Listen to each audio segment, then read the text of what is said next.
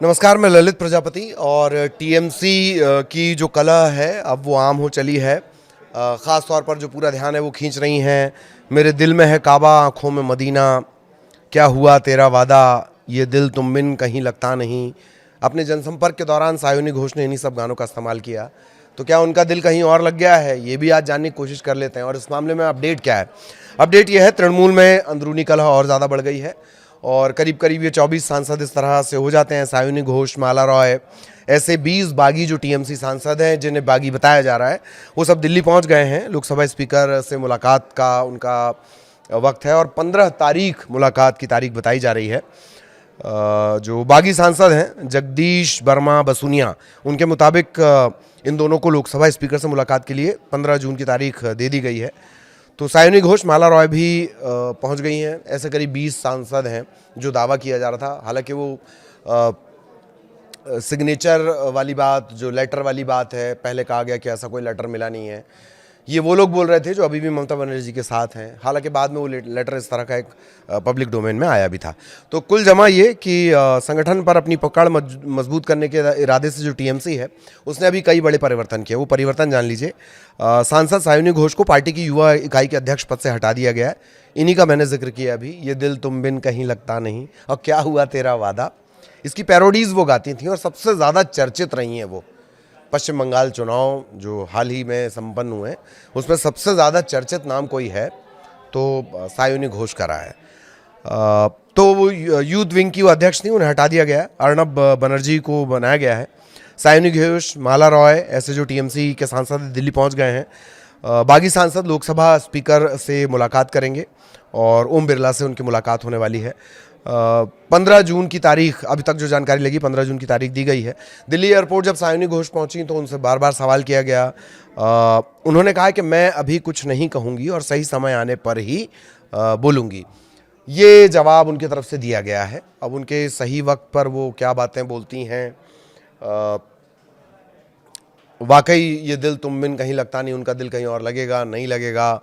सत्य परेशान हो सकता है, पराजित नहीं, जैसे डायलॉग वो बोलेंगी, नहीं बोलेंगी, वो वक्त आने पर साफ होगा। लेकिन अंदर खाने जो खबर है वो यही कह रही हैं कि वो भी बागी सांसदों की उस लिस्ट में हैं। इधर जो टीएमसी सांसद है शर्मिला सरकार और जून मालिया, वो भी दिल्ली जाने के लिए कोलकाता एयरपोर्ट पर नजर आई थी। इस तरह की जानकारी है। सूत्रों के हवाले से खबर ये मिल रही है कि टीएमसी ने महिला संगठन तृणमूल महिला कांग्रेस के अध्यक्ष पद पर भी बदलाव किया है।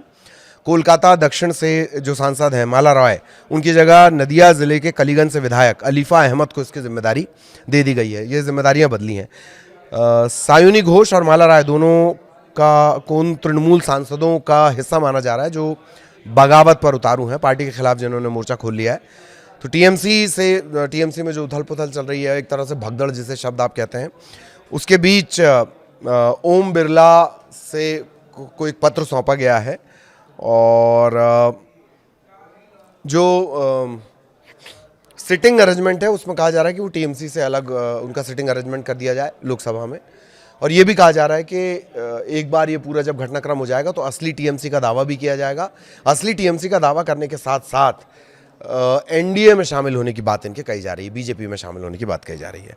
तृणमूल कांग्रेस के जो सांसद हैं सुदीप बंदोपाध्याय, शनिवार को उन्होंने केंद्रीय मंत्री से मुलाकात की, भूपेंद्र यादव से, और शताब्दी रॉय भी उनके साथ में थी, वो भी बागी सांसदों की लिस्ट में है। मुलाकात ने पार्टी के भीतर ये जो मुलाकात हुई और टीएमसी के भीतर जो संकट है वो और ज़्यादा इससे गहरा गया है और लगभग ये अब तय माना जा रहा है कि ये जो 20 सांसद हैं वो पार्टी छोड़ेंगे। तो इस तरह से संख्या जो पहुंच जाएगी वो 24 पहुंच जाएगी, राज्यसभा और लोकसभा मिलाकर मोटा मोटी 24 पहुंच जाएगी। इधर सोमवार को लोकसभा स्पीकर ओम बिरला से मिलकर मूल तृणमूल कांग्रेस का दावा ये पेश किया जाएगा। संसदीय समूह के रूप में मान्यता देने की मांग उनसे करने की तैयारी है।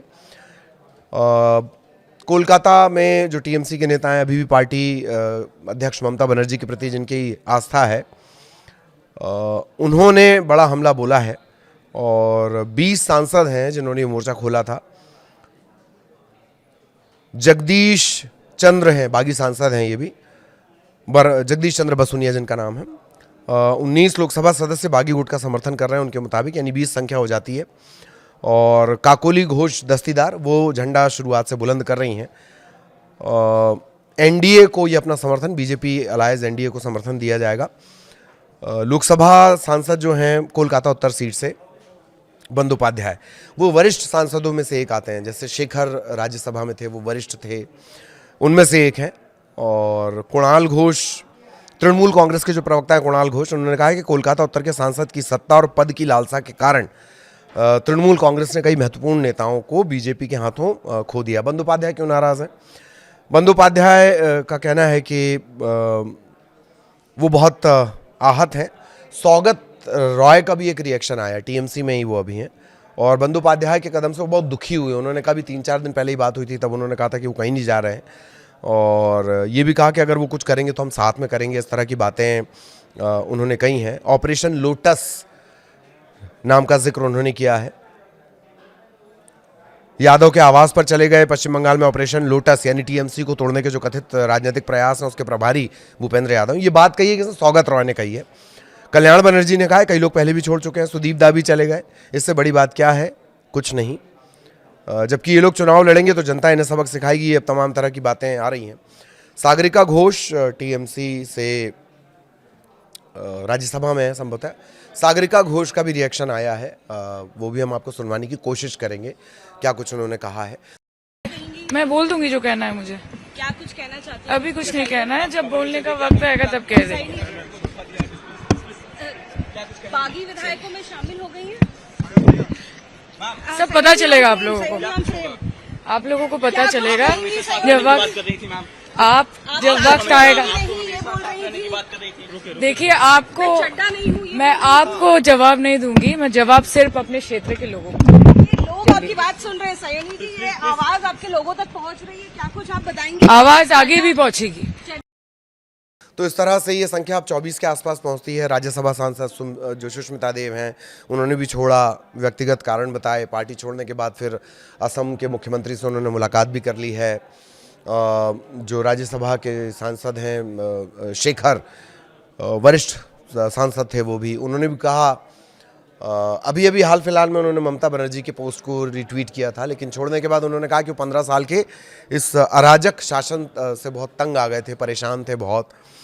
तो जब भी हृदय परिवर्तन होता है नेताओं का, तो वो बताते हैं कि वो पिछले कुछ दिनों से बहुत परेशान चल रहे थे, कुछ सालों से परेशान चल रहे थे, बोल नहीं पा रहे थे इतने सालों से। ज़्यादातर लोगों ने ब्लेम अभिषेक बनर्जी को दिया है, उनकी तानाशाही, उनकी डिक्टेटरशिप को दिया है। अभिषेक बनर्जी जो भतीजे हैं, कल्याण बनर्जी भी नाराज़ हो गए थे। उन्होंने यहाँ तक कह दिया कि अब ममता बनर्जी को मुझ में और अभिषेक में से किसी एक को चुनना होगा। अभिषेक से भी पूछा गया था कि कल्याण दा ने ऐसा क्यों कहा, बहुत वरिष्ठ नेता हैं, कानूनी जो रीढ़ है टीएमसी की वो वही है कल्याण बनर्जी, लंबे अरसे से वो जुड़े हुए हैं। अभिषेक से पूछा गया कि वो ऐसा बोल रहे हैं, तो उन्होंने कहा उन्होंने मुझे बेटे की तरह पाला है, मैं उनके खिलाफ क्या ही बोल सकता, मैं उन पर क्या ही बोल सकता हूँ। हालांकि कुछ 1 घंटों के अंतराल में, 24 से 48 घंटे के अंतराल में कल्याण बनर्जी ने कहा कि गुस्से में उन्होंने बात कह दी थी। बेटे जैसे हैं अभिषेक, उनके बेटे जैसा उन्होंने पाला है। तो ये पूरा घटनाक्रम है। कीर्ति आज़ाद, शत्रुघ्न सिन्हा, ये इनका दावा तो यही है कि ये अभी टीएमसी में है। कौन कब तक रहेगा ये कहा नहीं जा सकता, क्योंकि सत्य वही है, ये दिल तुम बिन कहीं लगता नहीं, यानी सत्ता के बिना कहीं दिल लगता नहीं। और क्या हुआ तेरा वादा, वो वादा जो ममता बनर्जी से कभी किया गया रहा होगा, जबकि ममता बनर्जी ने उन्हें जिम्मेदारी दी, सत्ता के सुख तक पहुंचाया। तो अब देखने वाली बात होगी कल ये महत्वपूर्ण जो बैठक होने वाली है, इसमें क्या कुछ घटनाक्रम होता है, और लोकसभा के जो स्पीकर हैं ओम बिरला, वो क्या कुछ फैसला लेते हैं, क्या रिएक्शन देते हैं, उस पर सबकी निगाहें टिकी हुई हैं। नमस्कार।